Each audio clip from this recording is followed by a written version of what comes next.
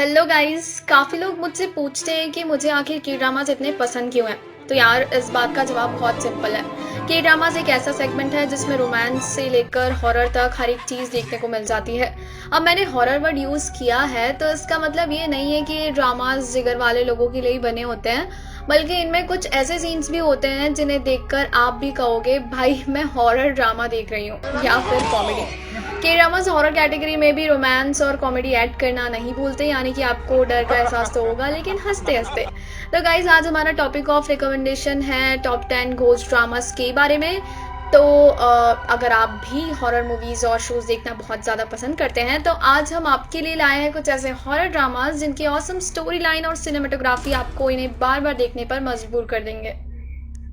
Number first, master सन। तो दोस्तों, हमारी लिस्ट में पहले नंबर पर है मास्टर सन, जिसमें फीमेल लीड दरअसल एक एक्सीडेंट के बाद अपने आसपास के सभी भूतों को देखना शुरू कर देती है, जिसके बाद उसकी लाइफ पहले से बहुत ज़्यादा दुखदाई हो जाती है, क्योंकि जब से वो इन भूतों के साथ कनेक्ट हुई थी तब से उसे लोग एक पागल की तरह ट्रीट करने लगे थे। लेकिन आपको डेस्टिनी के बारे में तो पता ही होगा, जब भी वो हमारे हीरो को टच करती थी तब उसकी ये भूतों को देखने वाली पावर टेम्परली गायब हो जाती थी, और इसी रीजन की वजह से वो जितना हो सके उसके क्लोज रहने की कोशिश करती है। दूसरी तरफ मेल लीड एक रिच और एरोगेंट आदमी होता है, सो ऑब्वियस बात है स्टार्टिंग में वो उसे इग्नोर करता है, लेकिन एक पॉइंट के बाद वो उसकी हेल्प करने को राजी हो जाता है। बदले में फीमेल लीड को अपने पावर्स का यूज करके हीरो की कुछ पास्ट लाइफ की पहेलियां सॉल्व करनी पड़ती है, जो कि उसकी डेड गर्लफ्रेंड से जुड़ी होती है। Number second, let's fight ghost. इस ड्रामा में भी हीरो बचपन से ही भूत प्रेत वगैरह देख सकता था और अपनी इस एबिलिटी का यूज करके वो पैसे कमाने के लिए भूतों को भगाने का काम किया करता था। बेसिकली वो फ्रीलांस तांत्रिक वाला काम किया करता था, और जैसे कि हर एक हॉरर मूवी का थीम है कि कोई ना कोई चुड़ैल या भूत हीरो का जीना हराम कर देते हैं, ठीक ऐसे एक हॉन्टेड हाई स्कूल में उसकी मुलाकात एक भटकती हुई आत्मा से होती है, जो कि अपेरेंटली एक सेकेंडरी भूत को भगाने के लिए अपने हीरो को हायर करती है। फिर आगे चल के वो हीरो को अपना रूममेट और घोस्ट फाइटिंग पार्टनर बनाने के लिए मना लेती है और वो दोनों साथ काम करना शुरू कर देते हैं। साथ में काम करते रहते हुए वे दोनों एक दूसरे के लिए फीलिंग्स डेवलप कर लेते हैं, लेकिन इन दोनों की कहानी में जल्दी एक इविल स्पिरिट की एंट्री हो जाती है। And again by the rule of Korean drama, villain किसी ना किसी सेंस में हीरो और हीरोइन के पास से जरूर ताल्लुक रखता होगा। And same goes here, hero के सुपर पावर्स और हीरोइन के आत्मा बनने के पीछे रीजन कोई और नहीं है, इस इविल स्पिरिट के एक्शन ही होते हैं। नंबर थर्ड, ओ माई गोस्ट। ये ड्रामा एक लो सेल्फ स्टीम नेचर वाली लड़की के ऊपर बेस्ड है। लो स्टीम बोले तो वो कुछ लोग होते हैं ना जो चुपचाप रहते हैं, ज्यादा किसी से बात नहीं करते, सिंपली बोले तो कॉन्फिडेंस की कमी होना। तो होता कुछ ऐसा है कि एक दिन उसकी बॉडी में एक वर्जिन घोस्ट घुस जाती है, जिसे लगता है कि वो आफ्टर लाइफ में वर्जिनिटी लूज करने के बाद ही जा सकती है।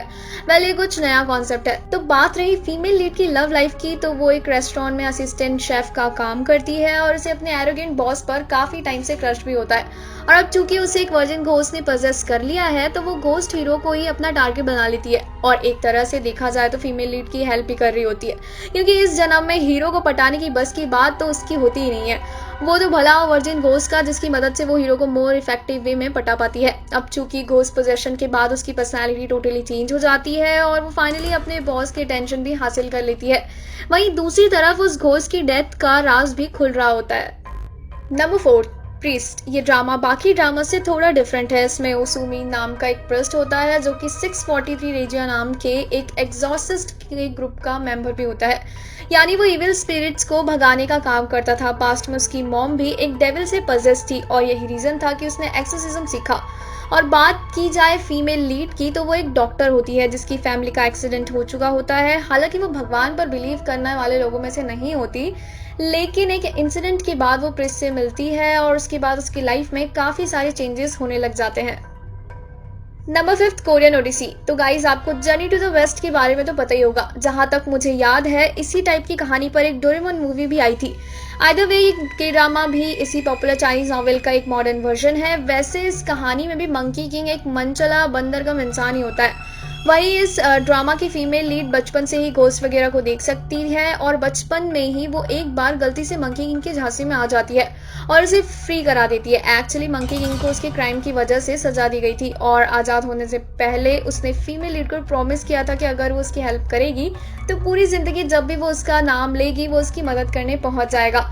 लेकिन आज़ाद होने के बाद मंकी किंग उसकी मेमोरी से अपना नाम मिटा देता है और आगे चलकर फ्यूचर में जब सोन मी बड़ी हो जाती है वो दोनों फिर से टकरा जाते हैं। Number 6 who are you 2013। Again इस ड्रामा में भी फीमेल लीड जब 6 साल बाद कोमा से बाहर आती है तब उसे पता चलता है कि वो घोस्ट को देख सकती है। उसका न्यू पार्टनर आखिरकार उसकी बातों पर यकीन करने लग जाता है और वो उसके साथ मिलकर कई स्पिरिट्स को लास्ट विशेस पूरी करने में हेल्प करवाते हैं।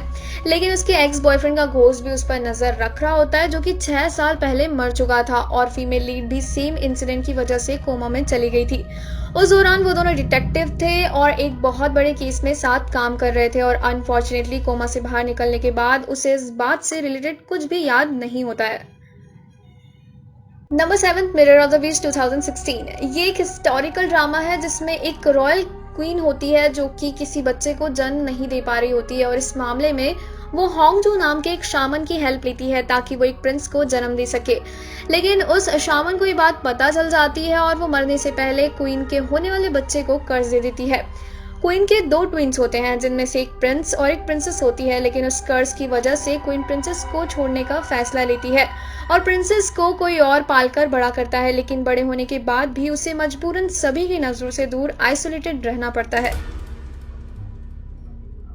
नंबर 8 द गेस्ट 2018 के इस क्राइम रिलेटेड हॉरर ड्रामा में योनवा नाम का एक साइकिक होता है जिसे 20 साल पहले सोन यानी गेस्ट नाम के एक डीमन के बारे में पता चलता है।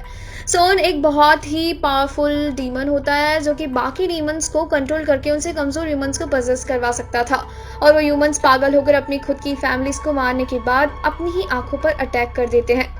इसके अलावा स्टोरी में 2 और मेन कैरेक्टर्स हैं। पहला चोयन जो कि एक रिलीजियस कैथोलिक फैमिली का मेंबर होता है जिस वजह से वो एक्सिज्म में भी काफ़ी अच्छा होता है, और दूसरी है कांग किलियंग जो कि एक डिटेक्टिव होती है और वो भूतों पर बिलीव नहीं करती। आगे चलकर ये तीनों साथ मिलकर सोन को मारने की कोशिश करते हैं। Number 9 scholar who walks the night away. अगर आप कोई vampire related horror historical drama ढूंढ रहे हैं तो ये ड्रामा आपके लिए बेस्ट चॉइस होगा। इसमें एक स्कॉलर होता है जो कि एक्चुअली में 120 सालों से गार्डन वैम्पायर का काम कर रहा था और उसका काम रूल तोड़ने वाले वैम्पायर्स को सजा देना होता है, जिस वजह से वो एक ईविल वैम्पायर के साथ फंस जाता है। वहीं फीमेल लीड एक नोबलमैन की बेटी होती है जिसके पिता को एक क्राइम करने के लिए फ्रेम कर दिया गया था, इसलिए वो एक बुक सेलर के पास लड़के का रूप में काम कर रही होती है। और के ड्रामाज में तो जेंडर बेंडर यानी कि लड़कियों का लड़का बनना वैसे भी बहुत पॉपुलर है। फिर चाहे ये बात कितनी भी क्यों ना ऑब्वियस लगे, लेकिन किसी को कभी डाउट ही नहीं होता भाई ये कोई लड़का नहीं लड़की है। Number 10 kingdom. तो लिस्ट में आखिरी नंबर पर है किंगडम जो कि एक्चुअली कोई घोस्ट रिलेटेड नहीं बल्कि ज़ॉम्बी फीचरिंग ड्रामा है। ये ड्रामा जोशन पीरियड में सेटअप किया गया है और इसकी स्टोरी क्राउन प्रिंस के इर्द गिर्द घूमती है जो कि किंगडम में फैल रहे एक मिस्टीरियस प्लेग के बारे में पता करने की कोशिश करता है। क्राउन प्रिंस का अपने इल फादर से मिलने की परमिशन नहीं होती, इसलिए वो उनकी बीमारी के बारे में सीक्रेटली इन्वेस्टिगेट करना शुरू कर देता है, जिसके बारे में ज़्यादा जानने के लिए वो अपने ट्रस्टेड बॉडीगार्ड के साथ सदर्न प्रोविंस में जाता है जहाँ उसे एक फिजिशियन मिलती है। वहां पहुंच के उन्हें पता चलता है कि जो प्लेग किंगडम में फैल रहा है उसकी वजह से लोग मरने के बाद फिर जिंदा होकर ज़ॉम्बी बन जाते हैं और अपनी जान को खतरे में रख कर वो इस प्लेग को फैलने से रोकने की कोशिश करता है। तो गाइज हमारी लिस्ट यहीं खत्म होती है। उम्मीद करती हूँ कि आप सभी को ये वीडियो पसंद आई होगी और अगर आप किसी और इंटरेस्टिंग हॉरर ड्रामा के बारे में जानते हैं तो हमें कमेंट सेक्शन में बताना मत भूलना। साथ ही अगर आप हमारे चैनल पर नए हैं तो सब्सक्राइब करना भी मत भूलना। वैसे तो हमारी next video memories of the Alhambra palace पे होने वाली थी, लेकिन देखते हैं डेस्टिनी हमें कहाँ ले जाती है। मिलते हैं हमारी नेक्स्ट वीडियो में, तब तक के लिए be taco be nerd. Thank you so much guys.